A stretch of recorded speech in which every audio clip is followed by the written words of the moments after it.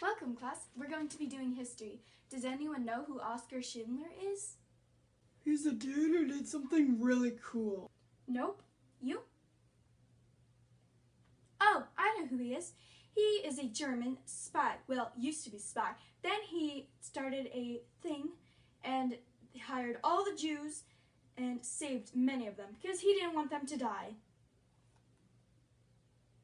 Good job. He was born in Zwickau, an industrial city on the mountains, and he lived a carefree, happy childhood life. And he loved to have races with his best friends on his motorcycle. Huh, I like motorcycles. Actually, I like bubblegum better. Okay, nice to know. Anyways, does anyone know who he got married to when he was 20? I'll give you a hint. She was 19 and she had a father who was a farmer. Well, as you guys say it, duh, because her name was Emily. And just so you know, Mrs. Teacher, that after a few months, once he married her, he went to the Czechoslovakian army. Very good. And then a few years later, once he came back from the war, I think it was in 1938, he went to a party where he met.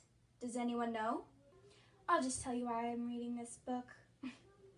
He met Geber, an officer of Albany, the secret intelligence service of the Wehrmacht, or for you guys, the German army. He wanted them, so then he could be a spy for him. Good job, you know more than me. Well, of course he accepted the job and became a spy.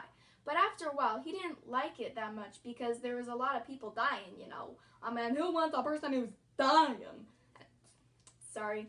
Anyways, since he didn't like the job anymore, he became the boss for a factory making things for the military.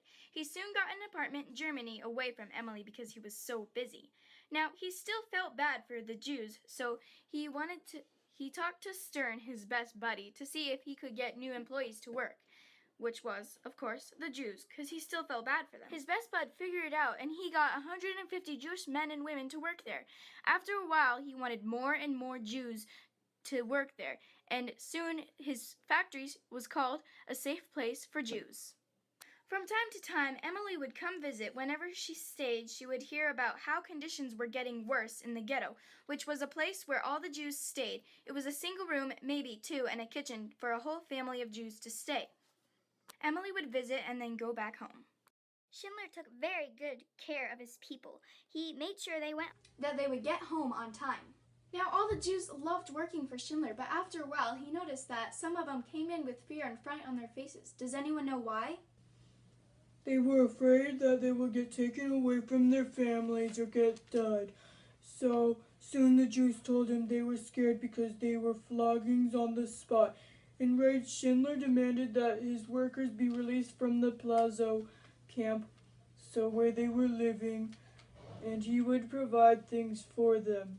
He wanted to move the spot to a safer area in the outskirts of Bronnlitz, near the city of Zwickau.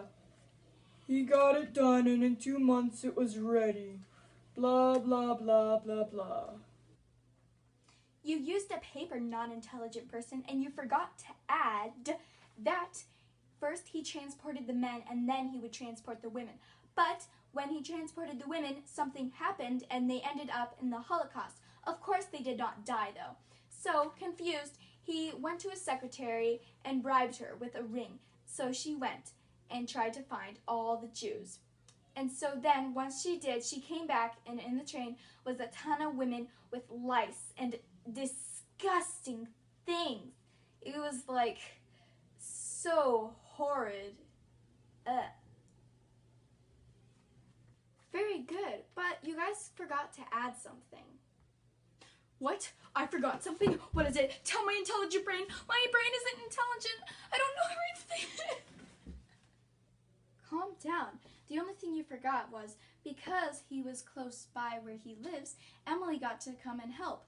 Now, she helped with the women getting them up again and getting all the lice out and everything because it was bad. I mean, it's the Holocaust, people. Blah, blah, blah, blah, blah, blah, blah.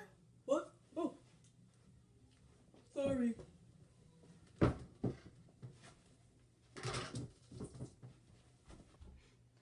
Thank you very much.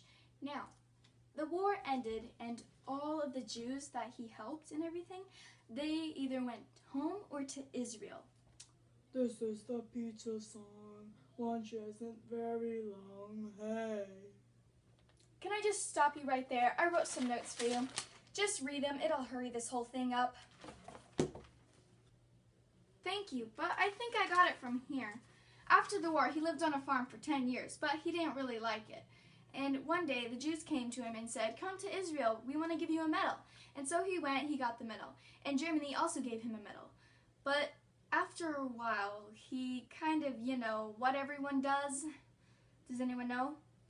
Well, he passed away. Now, does anyone know what day he was born and what day he died? And how old he was? He was born on April 28th, 1908, and he died October 9th, 1974, at age 66. Good job, class. Now I hoped you learned something about Oskar Schindler, the German who helped many Jews, even though no one knows why. Now, I hoped you learned something, and go tell your parents what you learned in history today. Class dismissed.